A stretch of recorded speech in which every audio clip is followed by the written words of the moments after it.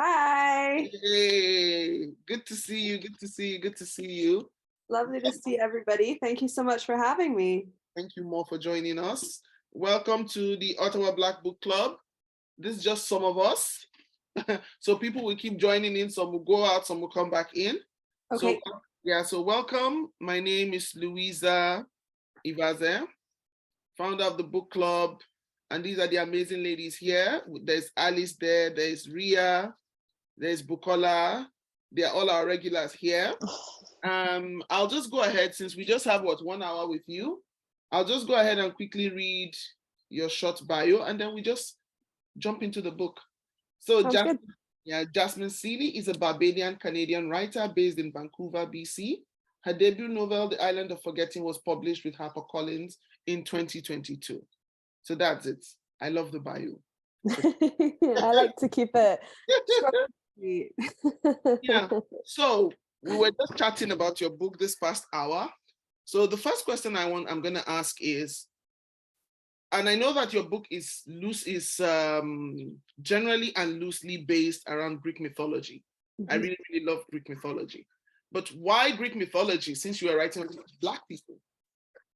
Yeah, so the Greek mythology was the inspiration for the story. It was kind of the impetus and where it all started. It's just one of those kind of fortuitous serendipitous things. I was working at a literary magazine at the time, and we were looking for cover images for an issue, and the title of the issue, the theme of the magazine that issue that we were releasing was ruins. And so I was looking through all these pictures of ruins and I found this image online, and it was captioned holding up the sky. And I just thought, oh, that's such a beautiful, I've always have an ear out for like interesting phrasings. Stories tend to come to me by language first. So I'll hear something that just captivates me and it digs into my brain. And then, so I thought holding up the sky, and it just, the alarm bells went off in my brain. There's a story there. So then I went down the kind of an internet rabbit hole, Googling that phrase and then finding, okay, that refers to Atlas, and then reading about Atlas, and then finding out that Atlas's, sorry, I'm losing my voice a little bit. I have a bit of a cold, but Atlas's daughter was Calypso. And then, of course, being a Caribbean person, I was like intrigued. I wonder if there's some sort of etymological connection between Calypso music and Calypso in the Greek mythology. There isn't, but I just thought that was interesting. And I don't know if there's any Caribbean members of the book club who would know soca music, but there is this band called Kez the Band. They're a soca band from Trinidad, and they have a song called Hello, and in the music video for that song, there's kind of this siren seductress character, and in the music video she's luring this like white tourist man into like a soca fete, and she's like showing him a good time, and she's kind of meant to be symbolic of like carnival and and the islands, and I just thought, oh, and then when you look at in the credits for the video, she's listed as Calypso. That's her character name. So I just thought, oh, isn't that so interesting that the ways that this character of Calypso, despite it being a Greek myth, is often portrayed as a Black woman. And interestingly, in one of the mini-series adaptations of the Odyssey from like the 90s or something, all the characters are played by white actors because it's a Greek myth, except for Calypso, who they cast Vanessa Williams, I believe. Vanessa Williams, I saw that one. Yeah. And so I just thought, well, isn't that interesting, right? That we when we think about an island seductress character, someone who traps a man, someone who is kind of a villainess type character, we think of her as a Black woman. And I just thought, well, that needs to be deconstructed. There's something there. So that's how it began for me. And yeah, it really began around it began with Atlas, but then Calypso really captivated me, and I wrote kind of a short story about this relationship between Calypso and Odie, and it was only about 10-15 pages long, and I submitted it to a fiction workshop. I was in a creative writing program at the time, And everyone in the workshop said, oh, well, this is rich. There's too much here for a short story. You could go so many ways with this. So, and I needed a thesis topic because I had to write a thesis for my program. So I Okay. just thought, well, maybe this could be it. Let me just keep pulling the threads and see what happens. So the Greek mythology kind of was a inspiration in the beginning, and then also kind of a scaffolding around which I could tell the story I wanted to tell. As a first time novelist, sometimes you need a little bit of help with plot. So it was kind of a way to get around, not really knowing how to write a book. Okay. using that structure that already existed. Yeah, because I'm a fan of history, Greek mythology, and all of that. So I had to go back to go read about, all these people and start to make my connections. I went, oh, Atlas. Oh, I see. Oh, Kronos. Oh, I see. Yeah.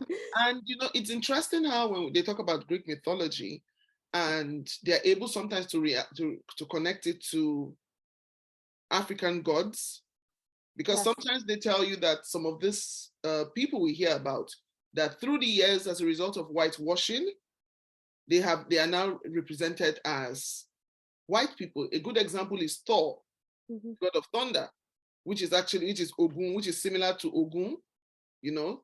the god of thunder in African mythology. And when I was reading about Calypso, I don't know, her story really seemed to captivate me.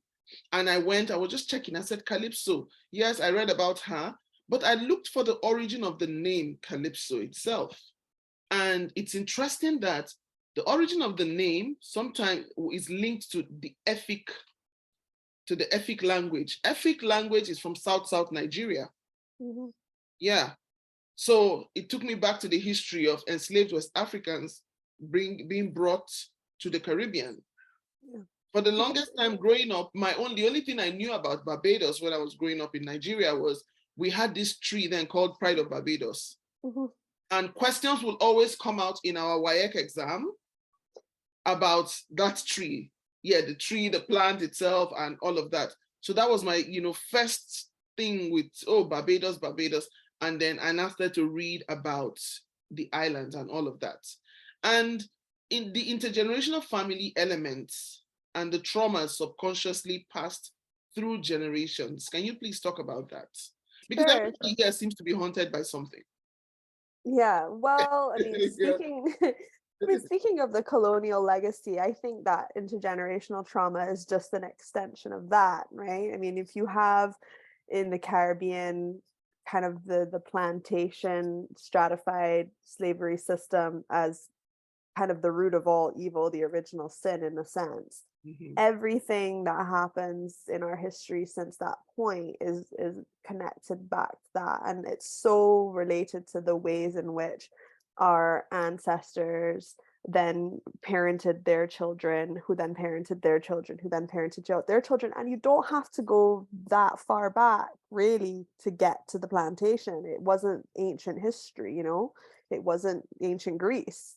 It was only, 4 or 5 generations ago. Yeah. So, if you're thinking about how women particularly had to mother on a plantation, I mean, often they would resort to infanticide because that was honestly preferable to the idea of raising a child in slavery.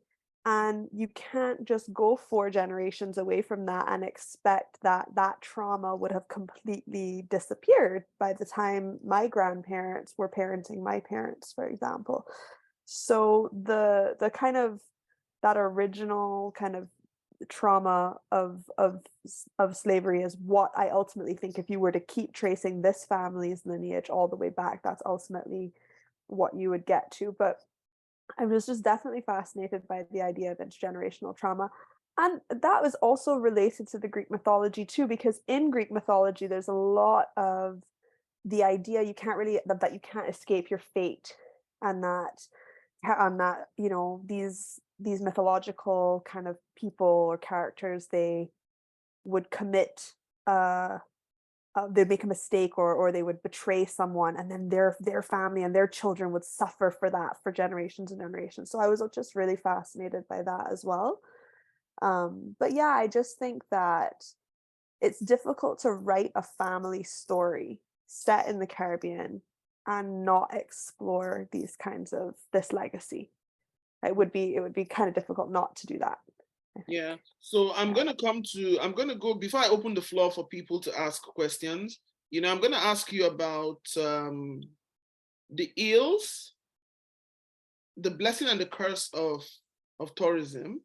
Mhm. I'm also gonna talk about Calypso, but I wanted to start by asking, why did Iapetus go mad? Did he go mad because he witnessed the murder, or because he didn't do anything about the murder? Because he Mm. wasn't the one who killed his dad. But why was he haunted by his dad? Was it because he didn't save him, or he didn't speak up? I think that's a really good question. And I've been thinking a lot about, related to this, I've Mhm. been thinking a lot about my kind of power as a writer and what I do and don't know about the characters that I create. And sometimes I think that it's actually okay to not fully know or understand a character's motivations or origins, or their, why they are the way they are, because we never really know our family members that way. I have members of my family who, I'm like, why the hell do they do the things that they do? Why are they like this? Did something happen? Is it just something wrong with their brain? Like, what are they thinking? And we can never really know. And I think that was the kind of the case with the Apatus. Was it a combination of the fact that he potentially maybe had some sort of manic depressive bipolar disorder that was latent and then was triggered by the trauma that he witnessed? Did he have alcoholism that then exacerbated all of these things? I think probably that's the truth. Or was he just a kid whose mind was, he witnessed a trauma that was so awful that it broke his brain and he never really recovered? And I think it's okay to not fully know, the same way the characters don't fully know. So I think that's kind of an interesting lesson that I had to learn as a writer, because I think we're kind of taught as writers that you need to know your characters inside and out, and that even if you choose not to tell your readers certain things, you should know, you should have pages of notes with their deep biography or whatever. And perhaps that works for some people. For me, I didn't find it necessary. I knew who he was at the time when we met him, and I have a sense of what happened. But he, in some ways, a lot of the characters in some ways remain a bit of a mystery to me as well. And I think that's okay. Okay, because when I came across him again at the end of the story, I went, oh, so at the end, I wasn't sure if he was alive or he was dead. But Yeah. when I go to Greek mythology, I see that he was the god of mortality. So Yeah, I I went, didn't even know that. okay, yeah, That's good to yes, know. yes, he was the god of learn mortality. Oh yeah, learn something new every day. yeah. So I realized that he's the god of mortality. I went, oh, okay. So there's a possibility he was still alive even after all these hundreds of years. Mhm. And then that was where I also realized that Cronus, that okay, he was put in a home and Cronus paid him visits. But now I Mhm. wasn't sure if Cronus paid, if it was physical visit or everything was happening in his head. Oh, see, that's so interesting, because I imagined it as physical visit. Oh, But see? Okay. I love that interpretation. That is entirely a valid interpretation, and I'm completely open to that being the truth. I don't think that there has to be one necessary truth, because I, as the writer, Mhm. the book is out now, so how people interpret it is entirely up to them. And I think that's a really interesting interpretation, the idea that maybe Cronus never came to see him at all, and he just imagined that in his kind of fugue state that he ends up in. Yeah. Okay. But interestingly, the idea of Iaptus being alive at the end, that was really something that came quite late in the editing process, because one of the greatest weaknesses of the book, when it was accepted for publication before it got edited alongside my publisher, Mhm. was that I tended to abandon the characters once they were done narrating. So Iapetus had a prologue, and then he kind of just disappeared and never was seen or heard from again. And one thing that my editor pushed was, she said, well, no, this is a novel. So even though it's being told in these sequential sections, it needs to have an arc. You need to kind of give the readers some sort of closure and conclusion. We can't just never know. Like, we need to know, does he die? maybe he comes back as a ghost or something. She had all these kind of outlandish suggestions. So I had to figure that out. And that was like a final piece of the puzzle that actually took place quite late in the publication process. And it really, really, really made the book. So I'm really glad that my editor pushed me on that, because I think kind of bringing Aptus back at the end in the epilogue, and giving not only the reader but also the characters, and particularly Atlas, a little bit of closure given everything that they've been through. It's not a happy ending by any means, but at least it's an ending that feels like it's a step towards kind of healing for the family. So yeah, interestingly, that came very late. Yeah. Yeah, because that was how I thought because that was how I thought about it. Because someone in the comment section here is saying that she imagined it as physical visits. Because if it was a physical visit, he would have been really, really old. Because my mind just went to, okay, it's all come full circle. So maybe this is happening in his head. Maybe the giant could be Nautilus, his great grandson, or the giant could just mean healing and peace. Because there's a part where Nautilus says, home is a place where someone wants you. Well, they wouldn't actually be that old. So because I did the math, and if you do the math, they all had their children very young, right? Like not like Iaptus was only 17 when he had Atlas. Calypso was only 17 when she had Nautilus. Atlas, I think, was 22-ish, just finishing at UE, just finishing at university when he had Calypso. So it's really, I think they would only be, Iapetus would only be, I think, in his 70s if you do the math. So it feels like it's been this massive expanse of time. I think because of the references to Greek mythology, we then tend to think in centuries. But really, you're only talking, he would just be like an old man, a grandfather living, Yeah, because that's how I thought of it. My mind just went to Greek mythology, and I went, oh, this guy will be what, 200 years old by now? No, if you do the math, he would only be in his 70s, which was why I was like, oh, when I had that realization myself, because I was like, oh, he has to be dead by now. And then I crunched the numbers and I thought, oh, well, no, he could very well still be alive. And that was when I had that epiphany moment of like, well, if he's still alive, where has he been all this time?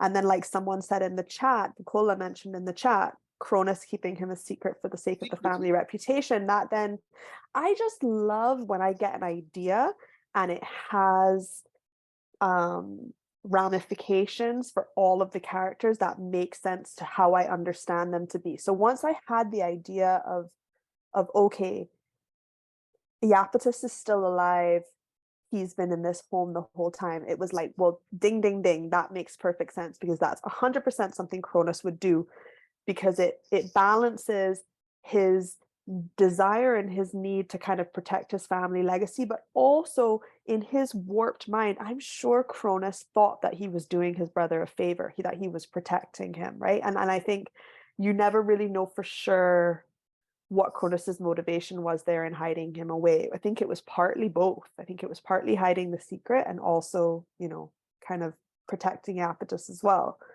And then I just thought, oh, and then that would allow for this kind of revelation, and it just was an idea that when you get one of those ideas and you think, yes, okay, this makes sense across the board for all the characters. Okay, I think with that, I felt in regards to Cronus, I felt it was guilt. Yes, Yeah, 100%. yeah, I I think deprived so you of too. your father. I might be, so I deprived you of our father, even though our father was violent, but I deprived you of him. And maybe his absence is what has triggered this insanity. So that was just because that was what was in my head. Because if I look And at, also, I have taken your son from you and kept him a secret from you, right? Because Cronus knows that, that Atlas is Iapetus's son, and that, this young girl showed up with this baby, and Cronus paid her off and took Atlas and never told Iapetus he had a son. So Iapetus never knew that Atlas even existed. So I think Cronus would probably feel a lot of guilt about that as well. oh, And also potentially not even potentially concerned that Iapetus might try to come and take Atlas away from him. So there was a lot going on there.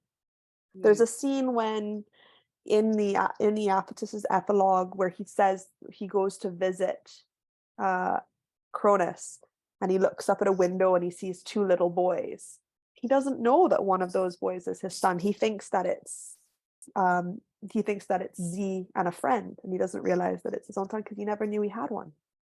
I thought that that was Cronus and Iapetus. When I got to that scene, Oh, you thought it was like an image. I thought it was, yes, I just thought it was, I love all of these additional yeah, that's what I layers. thought. I just thought it was him and his brother. I went, okay, Yeah. oh, this is so nice, photo of his brother and him. Oh, this is so nice. I never made that connection. And I just assumed that he knew he had a son, but because of his insanity, he knew he couldn't do anything about it. I'm just realizing now that, oh, there's a possibility that he didn't know about the existence of a child. No, he didn't know. He didn't know. And in my writing of it, he didn't know. But I love the idea that when he, and I was aware of that illusion, that when he shows up at Cronus's house in the epilogue and he sees the two boys in the window, that in his kind of distorted mind, he might be thinking he's seeing the past and seeing his brother and himself. Mm-hmm. But really that's, the two boys looking down at him from the window, just wondering who's this random man coming to visit, Cronus. It was Z and Atlas. Okay, so I'll open the floor for questions then before I go into the questions of tourism and Calypso. Mm-hmm. So anybody has any questions to ask? Jasmine is here. Please feel free to ask her any question you want to have. Okay, Alice. Good morning, Jasmine. Thanks so much for being here. Always a pleasure to see and meet an author. By the way, I think that the whole discussion about the different ways, that could be a second sequel. I'm just saying. But I wanted to start with a comment. One of the things that I loved about your book is how I was able to travel to Barbados without moving from my couch. The way you describe the space, the environment, the neighborhoods, I felt like I could smell, hear, live through the different places. So especially when you were talking about the beach, like that, when she is walking on the beach in the night on her way to the evening, to the party, that for me, that was like, okay, I definitely need a vacation. This is it. If I needed a clue from, I need a vacation, because I felt like I was smelling. And on that particular day, I read the book in the evening, and I was like, it felt like I could smell the ocean. I could feel those waves under my feet. I could walk on that wet sand, and the way you described it was so real that it was fantastic. So thank you very much for having us travel without paying for a plane ticket and the hassle of airports. And the second thing that I wanted to say is I love the love stories, the way you describe them. They're real. They're not like fictional. The way people go through those stories. It's rarely read a book where I was like, I've seen this in real life. I know this. I know the struggle of not being able to talk to one another when you're in a couple and you're living. You feel like there are certain things that have not been properly done, or your dream has not been fulfilled, and you don't know how to address it. And you can see the other person is sad, but you don't really want to bring it on because you don't want to hurt them more. But yet you know that you need. So those stories were real. Though people could think, why is it in one of those stories finished like in a happily fairy tale way? Yeah. But the reality is that's what we live. That's what the relationship that we live on a daily basis, that's what they look like. So I did appreciate that. And I wanted to know what was your inspiration, or what was the reason? What is it that kind of brought you into being so realistic in terms of the story? Why didn't you put them, made us dream like Disney does? Why was it so important for you to describe those stories so realistically? Well, thank you so much. First, I want to say thank you for calling it a love story, because nobody has ever said that before. And I'm a big reader of romance. That's my guilty pleasure. I read a lot of romance, and I do believe that there are love stories in this book, and nobody has ever before referred to them as such. And I really appreciate that. I think that I just wanted to keep it as authentic as possible to my lived experience and also just the lived experiences of like the people that I know in my family and growing up in the Caribbean. And the thing about a happy ending is that, well, they're not really endings. Whenever I read a book and I there's a happy ending, I think, well, we've reached a conclusion of a chapter in these character stories. And sometimes that's all we want when we're reading. We don't want to know what comes after the happily ever after. We just want to see two people fall in love and get married and be happy. We don't want to know what then happens when dreams are deferred and when compromises have to be made and when children come into the picture and sacrifices happen, and we don't really necessarily always want to read about that, and that's fine for escapism. But this wasn't, I wasn't trying to write a book, an escapist book. I wanted to write a book that felt like very grounded in reality. And I think there's just something really interesting and profound about when you don't kind of turn away from those realities. And I think it makes the relationships actually more, almost not not stronger, but I think there's something very beautiful about that. I think, I'm thinking particularly about Pleione and Atlas's relationship, which is one of my favorites. Atlas is probably my favorite character in the book, and I love writing his relationship with Pleione. And there's little things that not a lot of people notice about the way Atlas describes himself in his section. I don't know if you've noticed this. He always describes himself as how he thinks Pleione would see him. So he says something, he might refer to something about himself, and he'll say, Pleione would say that this is what I'm like. Pleione would say, this is why I do this. And he really saw himself reflected in her. And though he was very torn about what he wanted to do, and he kind of had this desire to travel and be free and live this independent young adult life away from her, he ultimately saw her as his final destination. And even though life very much wears them down over the years, there are these just pockets and moments of love where, they still kind of come to each other.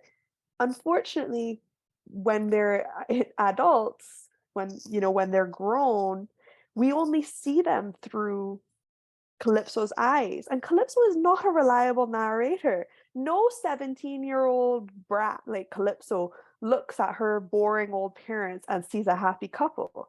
All she sees is the suffering and the drudgery and the blah, blah, blah, blah. She doesn't know what happens when they close the door at night. She doesn't know if they're still having sex. She doesn't know if they're still whispering, sweet nothings in each other's ears.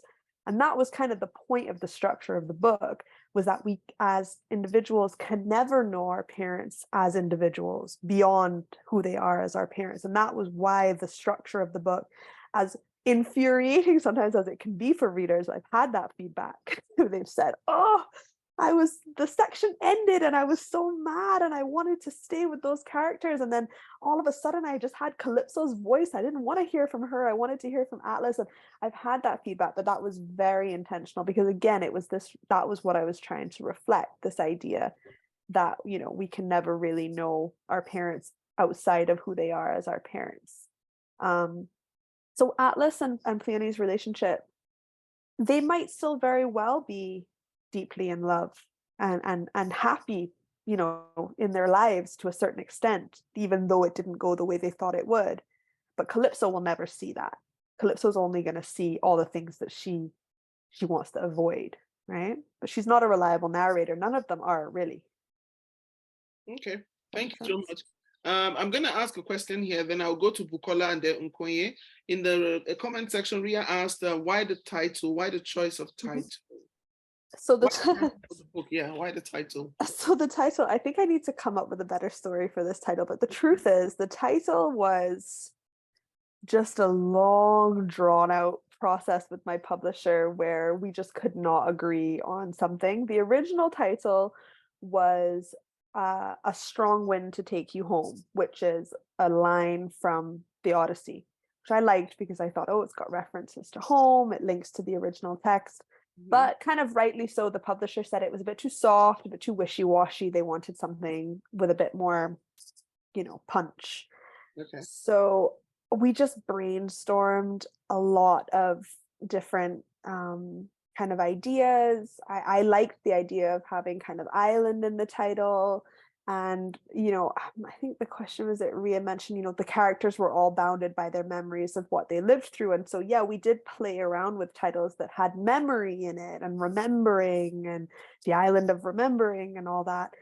And I think I was just drawn to the contrast of the island of forgetting and this idea that though memory plays such an important important role in the story, well, the flip side of that is forgetting. There's a lot that goes unsaid between the characters. There's a lot of omission. There's a lot of lying and secrets.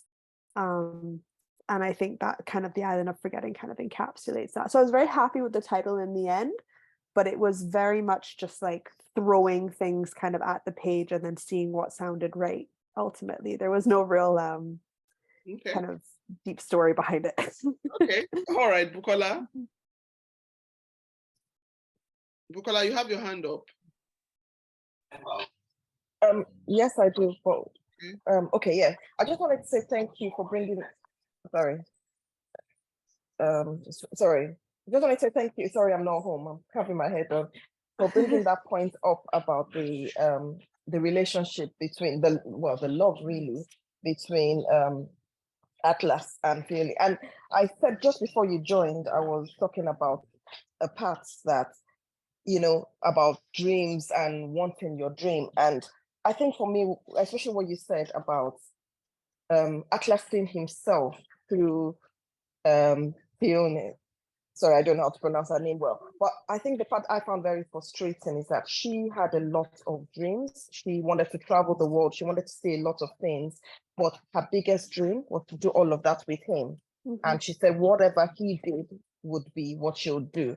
So I found that really frustrating because he was almost like looking to her to see himself, and she was completely committed to him. Like, okay, I'm waiting for you to lead us. Whatever you do is what we will do. And he was like looking on her. So in the long run, but I agree with you that they may have been very happy, and it's just that we only heard from Calypso and all of that. But I really wish that she had been a bit more forceful to say this is what we're doing, because he was looking to her and she was looking to him. So, but that's, by the way, the main point I wanted to bring up was the Angelo and Odie. I saw a similarity between them. That transactional thing, how both Calypso and Junior used their physical home, used Angelo's place, used Odie's hotel room as a place to belong when they couldn't belong. But then the person that they thought they belonged with we just saw it as a transactional thing. Was that intentional? Those two characters. So Odie had his family, had everything, but he kind of provided, quote and unquote, a safe space, because it wasn't really a safe space. But Calypso held on to that as her safe place, somewhere she could go to belong, even though he had his own family. And Angelo was the same. And in fact, at one point, Angelo, oh, sorry, to Nautilus. At one point, Angelo said, this is transactional. This is, it's not like that, Yeah.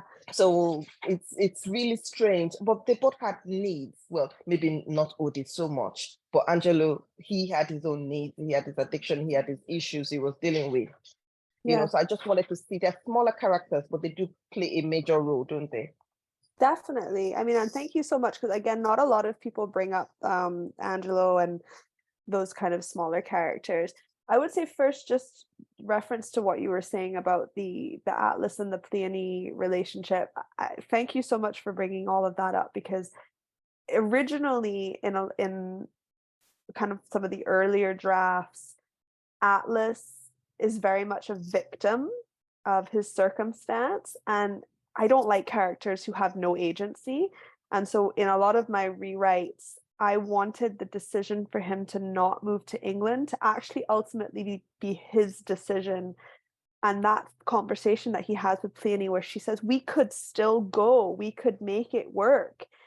He almost wants to pin that on her. He doesn't want to take responsibility for his decision to stay.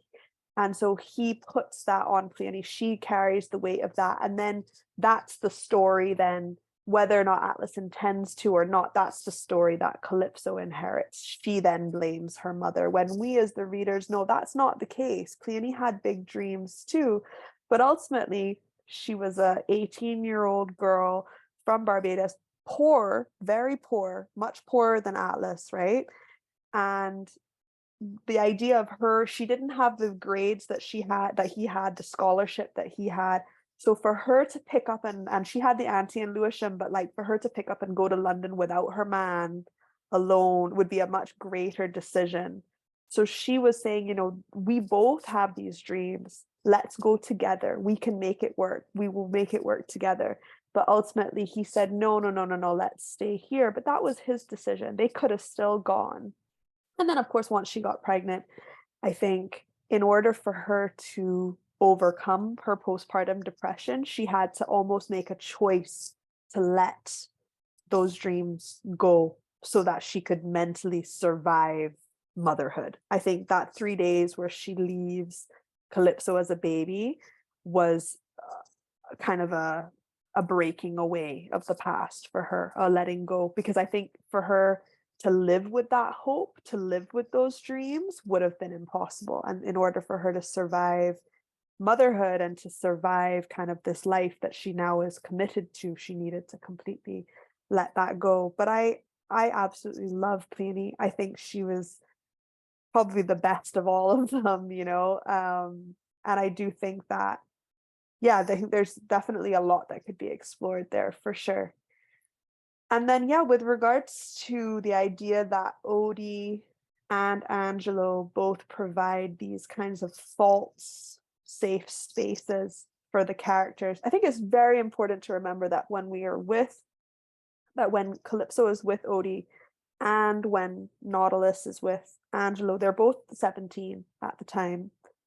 And they're both very much in search of belonging, in search of a space where they feel at home, because they don't feel at home where they are. Calypso doesn't feel at home in Barbados because she thinks that she's bigger and better than everybody around her, but that's kind of her insecurities talking. She feels excluded. She's been called a slut. She's been considered to be this wayward, force-right, as we say in Barbados, force-right girl her whole life. And she's now seeking, her attitude is kind of like, well, screw you. If you as society don't accept me, I'm just gonna hike up my skirt and go along with all these white men and do whatever I want. And so Odie kind of represents that for her. He's freedom, he's escape, and he's belonging in a certain way. And then for a Nautilus, Angelo is an out gay man living alone, living his truth in the city, which is something that Nautilus has never been able to do growing up in this very homophobic society. So that's what Angelo represents as well. Of course, we as readers kind of already know, we have that dramatic irony that we already know these aren't the right people for them. But when you're 17, you have to kind of look for love in the wrong places. That's just part of growing up. And so that's what that is. And then ultimately they find their way home, both characters, and home is back with their families. Okay, thank you.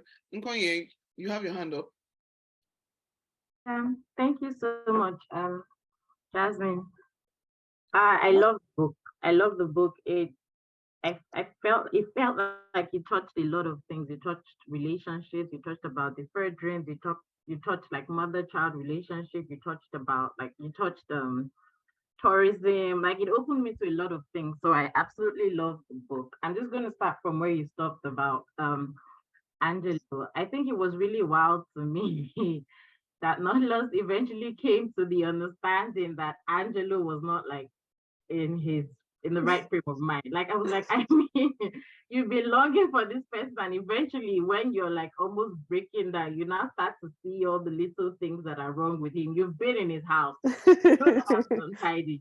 You open his laptop, he's been telling you he's working on a PhD, you eventually go to his laptop and you don't see anything. And I'm like, you've been with that person for a while and you don't know that things are not working really well in his head. And I always I kept wondering, if we will get to know what Angelo used to do. Like there was somewhere in the book that Nautilus was like, he came back, he was cold, and he thought that he was dead. Like he would go away and come back and they don't talk about it. So I was like, oh, only God knows what he he used to do. So that's Angelo and Nautilus. I love Cleone. Like I didn't really notice her till Calypso came. It was like for me, what I only saw were like Atlas's dreams. So it was eventually when Calypso came and I started to like see her mom through her eyes. I'm like, this lady really had things she wanted to do for herself. Right. And even when I think there was, I don't know if it was Nautilus or Calypso that said there's someone who was her mom's friend who used to tell her that her mom was like the life of the party. Yeah. Wow, I didn't know that. Like Yeah. it didn't come out that Peony was that kind of person. Like I know there were instances when you talked about how people will come to their house and she will wear glasses and she's smoking and she's wearing beautiful gowns, but I didn't know that she had that kind of character. To me, it just felt like her life was revolving around Atlas, and it was like it looked like weakness to me, but eventually I'm like, oh wow, Peony really had she was her own person in the end. Yeah. Then Z, Mm. did he like so there was somewhere in the book where Odi was telling Calypso that she doesn't know about her uncle, that he comes to her, I think crying or something, talking about the things that his father made him do. So did Kronos pass on the responsibility of Iapetus to Z? Like did he eventually, was he involved in all that? That was like really unclear. Yeah. Yeah. So yeah, so first I will say the book, when it was accepted for publication, was about 30,000 words longer than it currently is. Oh wow.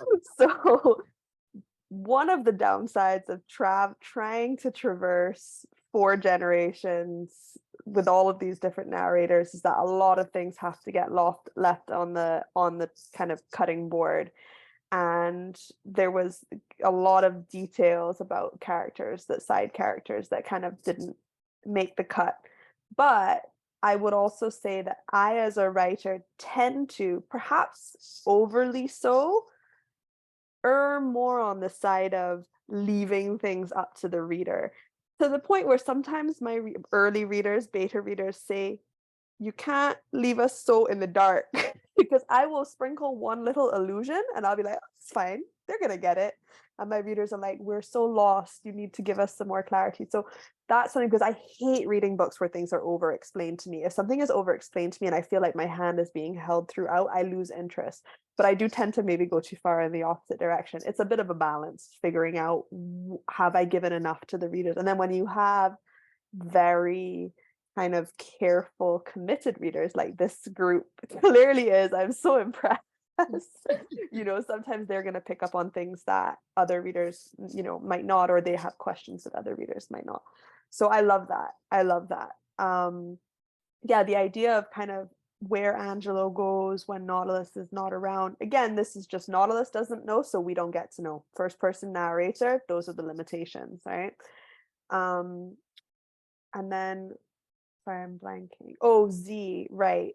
So yes, that was what I was alluding to in the section where Junior's wife reveals to Nautilus that his grandfather is alive. She's saying, we're here struggling in Scarborough. Junior's father, whereas Junior's father is spending all this money to put, your grandfather up in this home. So yeah, that was kind of what I was alluding to, but I never make it very clear. I never make it very explicit, but I do kind of allude to the fact that yes, when Cronus died and he calls, right, when he knows he's dying, and he calls Z into his office and they have this man-to-man talk, and it's like, in my mind, this all happens off scene, but how I was imagining it in my mind was that was when Z says, okay, I now have to man up. I can't be out drinking and running after white women anymore. I have to marry. I have to get married. I have to settle down because my father is dying and it's time for me to inherit not just the business, but the whole family legacy.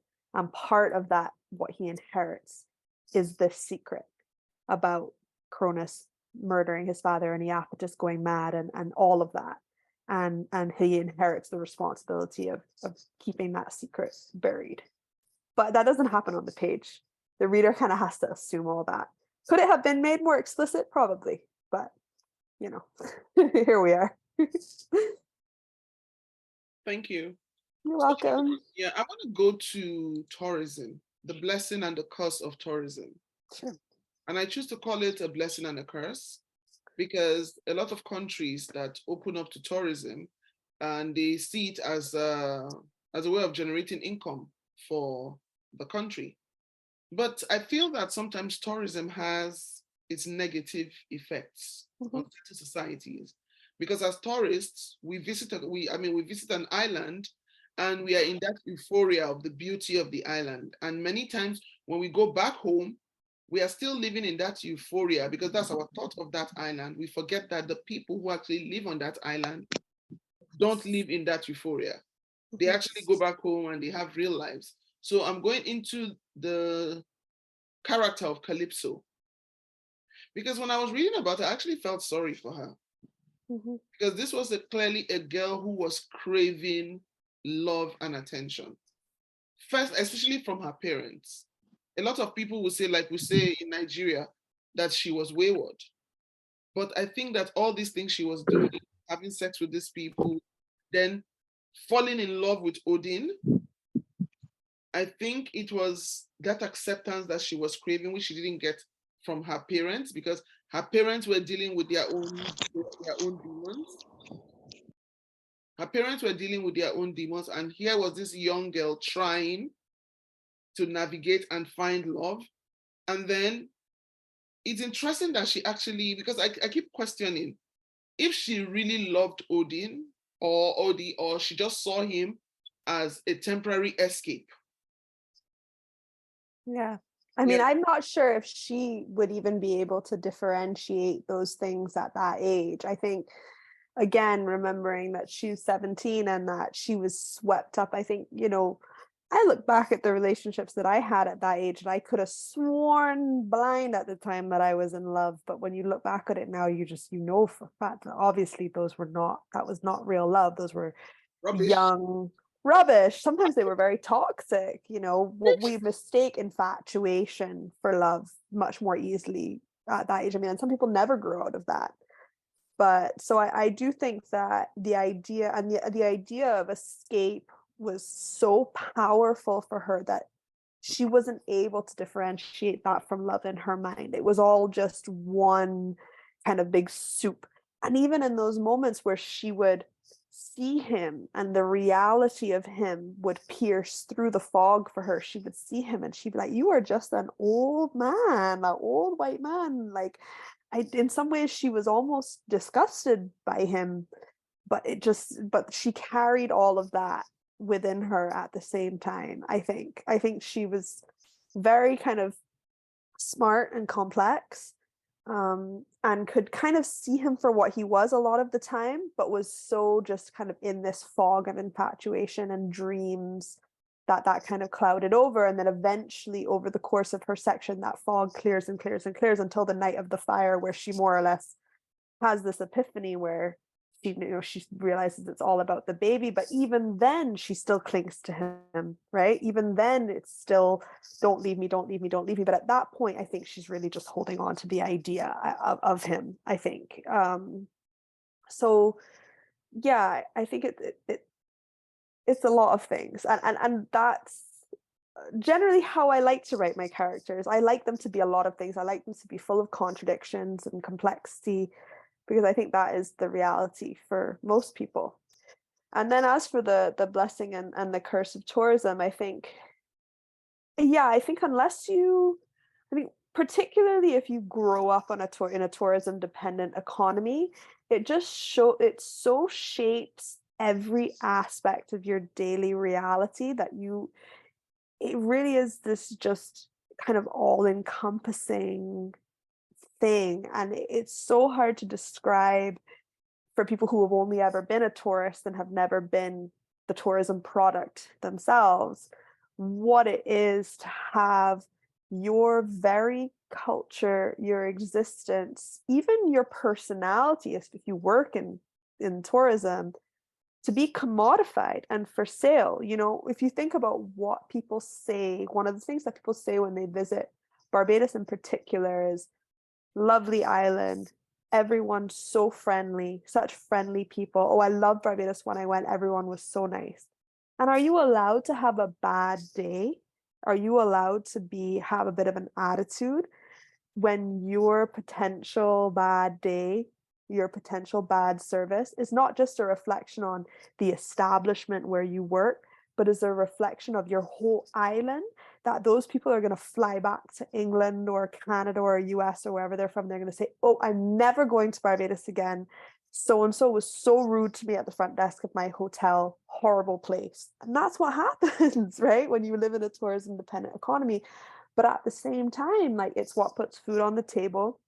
It is our number one resource. It's our number one economic resource in Barbados. Like, it's, you know, after it's the only thing that comes second to that is kind of foreign investment, but it's sugar is long gone. We don't have, our soil is completely depleted because of the monocropping of sugarcane during plantation slavery. It was the only crop planted for years and for centuries, and that completely depleted our soil.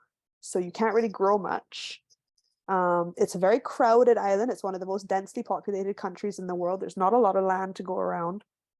So tourism is kind of the necessary evil. But I don't think that, I think because it is so necessary for our survival, there has been a reluctance within the Caribbean to look at it and criticize it and look head on about what it is, which what it is, in my point of view, is ultimately an extension of the colonial legacy, right? That you can't talk about white people coming and consuming a culture and consuming an island's offerings without seeing that as very much an extension of colonialism.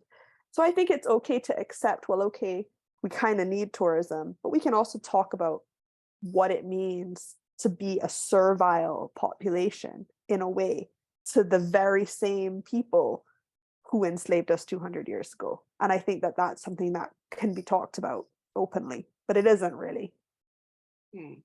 Okay.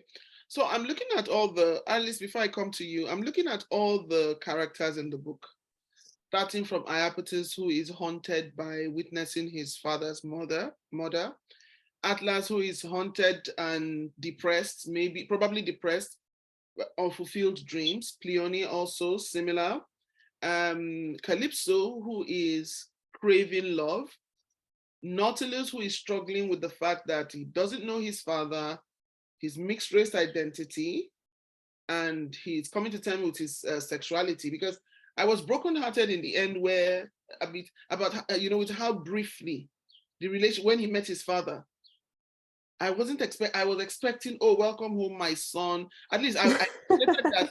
I appreciated the fact that he called him my son. I appreciated that my son. I appreciated that. But you see, with all these people being haunted by these family secrets, memories, unknown things, my question here is, in the end, who really are we, and can we actually be free? These are two key questions. Yeah. I mean, I think this particular family maybe has slightly more baggage than most, not to say that every single Bajan is walking around with like a host of mental illnesses and family trauma. And, at the end of the day, it's a novel. It needs to have drama. There needs to be things that happen.